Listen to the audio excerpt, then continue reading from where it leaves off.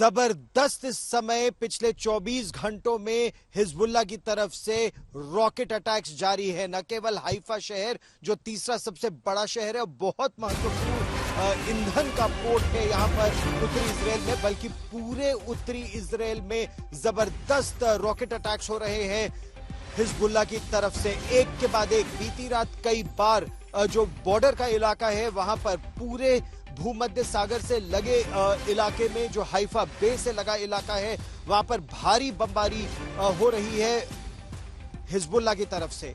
और न केवल शॉर्ट रेंज रॉकेट्स बल्कि लॉन्ग रेंज मिसाइल्स और उसके साथ साथ ड्रोन्स का इस्तेमाल, और ड्रोन्स का एक इस्तेमाल तो बेहद खतरनाक।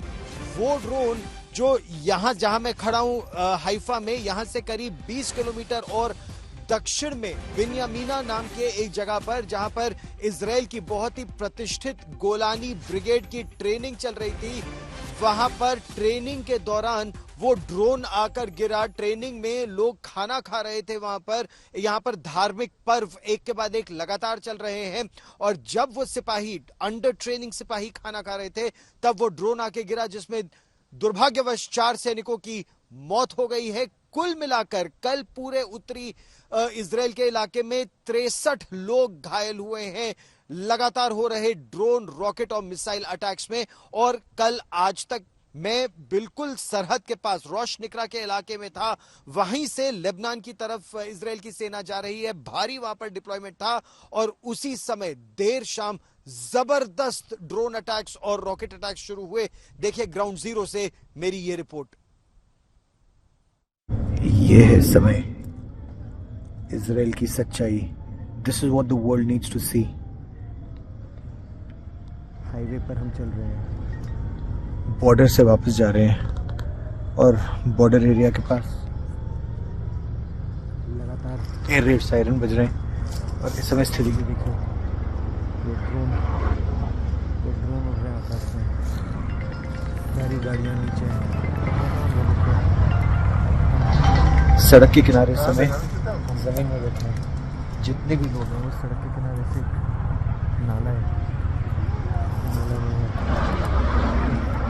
बच्चे बड़े सब इस तरह नाले में आकर गए हैं, क्योंकि इसी तरह आप सुरक्षित रह सकते हैं। अगर बम गिरता भी है तो श्रैपनल ऐसे ऊपर उठते हैं, तो इसीलिए उससे बचने के लिए आप बिल्कुल ज़मीन नीचे लेट जाते हैं। यही एक रास्ता है अपने आप को बचाने के लिए।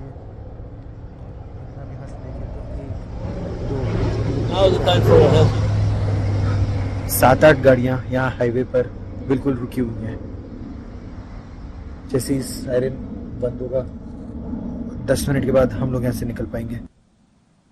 और यहां इजराइल में नियम है, जैसे ही वो सायरन बजता है, आप अपनी गाड़ी से निकलकर सड़क के किनारे जो बकायदा एक प्रॉपर डिच बना रखी है या नालियां बना रखी हैं, सूखी नालियां, आप उसके अंदर जाकर बैठ जाते हैं, क्योंकि अगर बम गिरता भी है तो वो 45 डिग्री के एंगल पर फिर उसके छर्रे या श्रैपनल निकलते हैं, लोहे का बिल्कुल एक आग का गोला सा निकलता है। तो अगर आप जमीन पर लेटे रहें तो आप बच सकते हैं, उसकी उम्मीद ज्यादा होती है।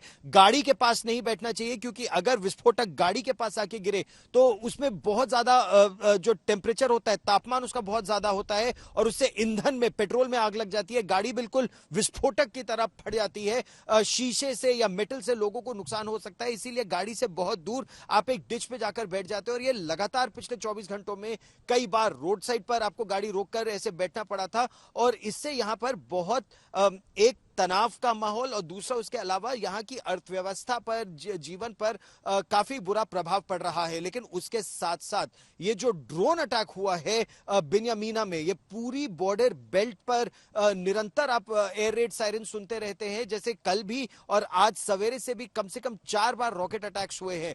माना यह जा रहा है कि हिजबुल्लाह का यह सोचना है कि क्योंकि इजराइल की सेना आगे बढ़ रही है, उनके रॉकेट पकड़े जाएंगे, पकड़े जाए, इससे अच्छा फायर कर दो, कुछ तो नुकसान होगा। और ऐसा नुकसान एक ड्रोन से जबरदस्त हुआ, जिसमें 4 इजराइल के सैनिक मारे गए हैं। कुल मिलाकर इस क्षेत्र में 63 लोग घायल हुए हैं। देखिए ये रिपोर्ट।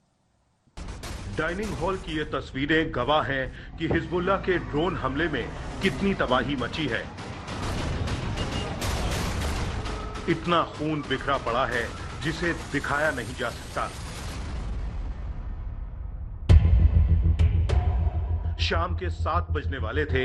इजरायली सेना के बिन्यामिना बेस के डाइनिंग हॉल में ट्रेनिंग ले रहे सैनिकों की भीड़ थी। तभी हिजबुल्लाह का ड्रोन विस्फोटक के साथ दाखिल हुआ और फिर ऐसा धमाका हुआ कि 4 ट्रेनी इजरायली सैनिक मौके पर ही मारे गए और 70 से ज्यादा घायल हो गए। उनमें से 7 की हालत गंभीर है। हिजबुल्लाह ने दावा किया कि उसने इजरायली सेना के गोलानी ब्रिगेड के ट्रेनिंग बेस को एक साथ कई ड्रोन से निशाना बनाया। हमले के फौरन बाद अफरा तफरी मच गई। रेस्क्यू ऑपरेशन में एम्बुलेंस तैनात किए गए। गंभीर रूप से घायल सैनिकों को बचाने के लिए सेना हेलीकॉप्टर मिलिट्री बेस पर उतरा। जब हिजबुल्लाह ने ड्रोन से इजरायली सेना के ट्रेनिंग बेस को निशाना बनाया, तब आज तक संवाददाता गौरव सावंत वहां से कुछ ही दूर रॉकेट हमलों से बचने के लिए सड़क किनारे शरण लिए हुए थे। ये है समय, इजराइल की सच्चाई। This is what the world needs to see. Highway पर हम चल रहे हैं, बॉर्डर से वापस जा रहे हैं और बॉर्डर एरिया के पास लगातार एयर रेड सायरन बज रहे हैं। और इस समय स्थिति को देखिए, सड़क के किनारे समय बच्चे बड़े सब इस तरह नाले में आकर गए हैं, क्योंकि इसी तरह आप सुरक्षित रह सकते हैं। अगर बम गिरता भी है तो श्रैपनल ऐसे ऊपर उठते हैं, तो इसीलिए उससे बचने के लिए आप बिल्कुल ज़मीन नीचे लेट जाते हैं। यही एक रास्ता है अपने आप को बचाने के लिए।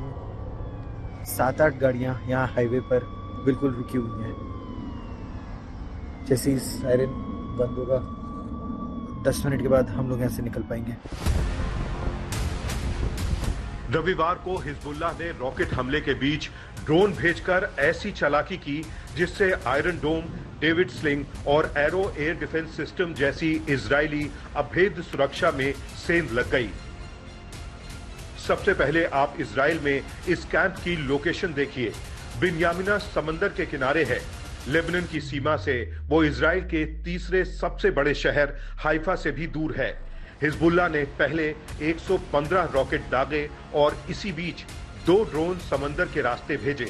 जब डिफेंस सिस्टम रॉकेट हमले रोक रहा था, तब दुश्मन का ड्रोन इजरायली सीमा में दाखिल हो चुका था।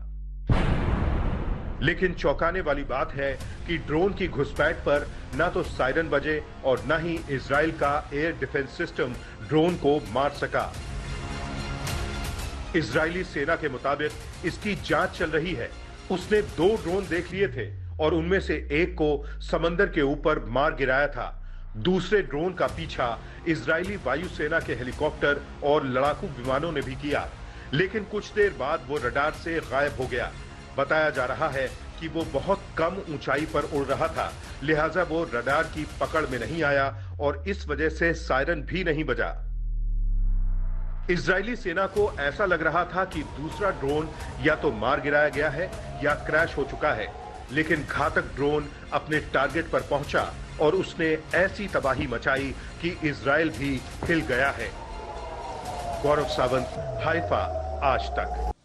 और यही रणनीति लगातार हिजबुल्लाह और ईरान अपना भी रहे हैं।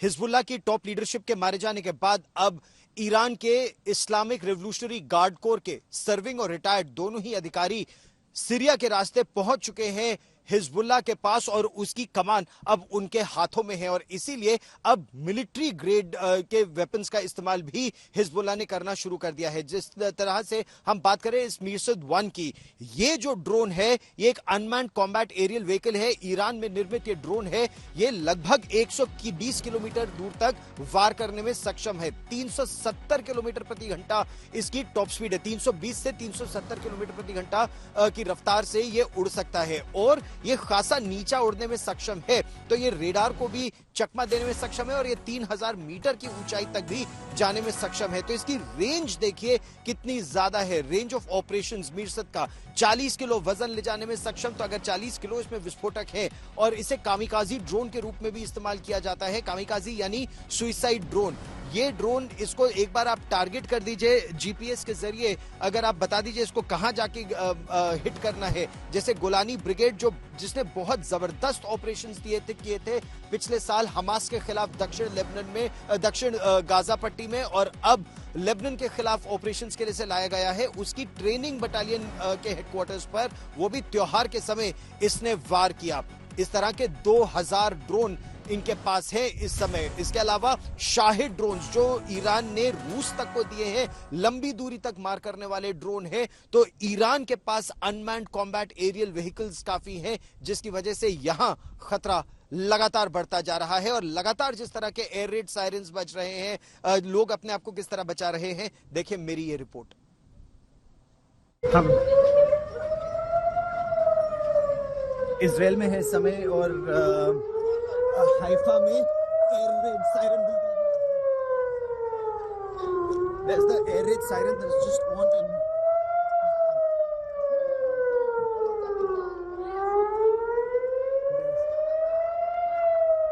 that's where the air raid siren goes and अब हम एक बिल्डिंग में भाग रहे हैं।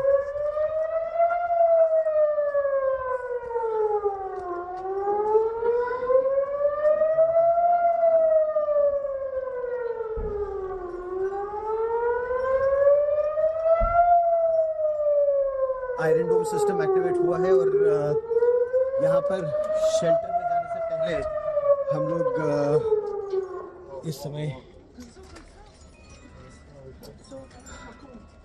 बिल्डिंग में जाने से पहले यहाँ पर सब आ गए हैं और जो इनकमिंग रॉकेट है उसे ये ध्वस्त कर दिया गया है। इनकमिंग रॉकेट को ध्वस्त कर दिया गया है। ये कांटेक्ट की आवाज़ भी आई है। एक और कांटेक्ट। इजराइल में ज़बरदस्त तनाव है इस समय। तो वैसे तो जो इजराइल का जो आयरन डोम सिस्टम है, आयरन डोम और डेविड स्लिंग, उसे एक तरह से देखा जाए तो पूरी मिसाइल डिफेंस शील्ड को अभेद्य सुरक्षा कवच माना जाता है, लेकिन ईरान ने इतनी बारीकी से उसके ऑपरेशंस को समझा है कि उसको भी चकमा देने के लिए उन्होंने उससे ज्यादा संख्या में मिसाइलें और रॉकेट्स का अटैक करना किसी भी इलाके में शुरू कर दिया है। लेकिन इसी का तोड़ अब इजराइल ने अमेरिका के साथ मिलकर निकाल लिया है।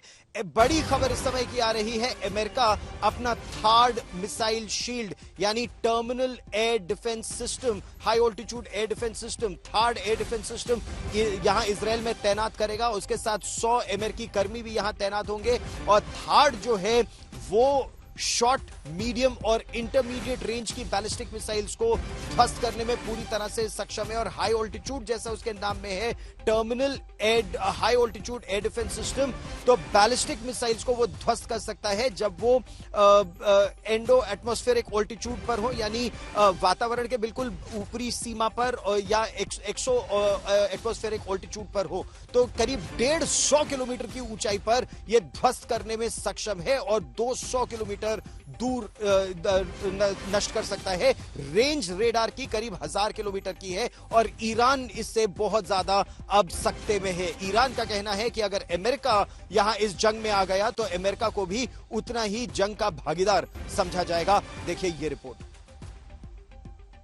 इजराइल की सुरक्षा के लिए अमेरिका ने अपना थर्ड या terminal high altitude air defence system को यहां तैनात करने का निर्णय लिया है। उसमें 100 अमेरिकी सैनिक भी इजराइल में ही होंगे और थर्ड को जिस तरह रूस का S-400 सिस्टम है वैसे ही थर्ड अमेरिका का सिस्टम है और दुनिया का सबसे उम्दा एयर डिफेंस सिस्टम में से एक माना जाता है। ये काम किस तरह करता है? ये अगर दुश्मन बैलिस्टिक मिसाइल फायर करता है तो ये एटमॉस्फेयर के बाहर एंडो एटमॉस्फेरिक ऑल्टीट्यूड या एक्सो एटमॉस्फेरिक ऑल्टीट्यूड में ही, यानी जो धरती का एटमॉस्फेयर है उसके बाहर उसके रेडार उस मिसाइल को देख लेते हैं और फिर इसकी मिसाइल फायर करते हैं। उसमें कोई विस्फोटक नहीं होता, केवल अपनी वो काइनेटिक एनर्जी से, यानी वो भिड़कर उस मिसाइल से एटमॉस्फेयर के बाहर ही उसे पूरी तरह से ध्वस्त कर देती है और जो मलबा नीचे गिरता है उससे जानमाल का नुकसान नहीं होता। और इसे 2022 में मध्य पूर्व में इसका एक्सपेरिमेंट भी किया जा चुका है, इसका टेस्ट भी किया जा चुका है और ये जो सिस्टम है ये लगभग 1000 किलोमीटर दूर और 150 किलोमीटर की ऊंचाई पर इनकमिंग मिसाइल को, short range missile, medium range missile और इंटरमीडिएट रेंज बैलिस्टिक मिसाइल को पूरी तरह से ध्वस्त करने में सक्षम है। लेकिन अंतर महाद्वीपीय मिसाइल जो होती है, इंटरकॉन्टिनेंटल बैलिस्टिक मिसाइल, उसमें उसको ध्वस्त करने में इसकी भूमिका नहीं रहती। तो इजराइल के लिए एक तरह से एक बहुत उम्दा सुरक्षा कवच Iron Dome, David Sling, Arrow 2, Arrow 3, Patriot missile और लड़ाकू विमानों के अलावा एक और घेरा सुरक्षा कवच का इजराइल के लिए आ रहा है। और इससे एक चीज साफ है, ईरान पर पलटवार तय है। उसके बाद ईरान पलटवार का दुस्साहस ना करे, इसके लिए अमेरिका अपने सिस्टम भी अब इजराइल में तैनात कर रहा है। गौरव सावंत, हाइफा, उत्तरी इजराइल, आज तक।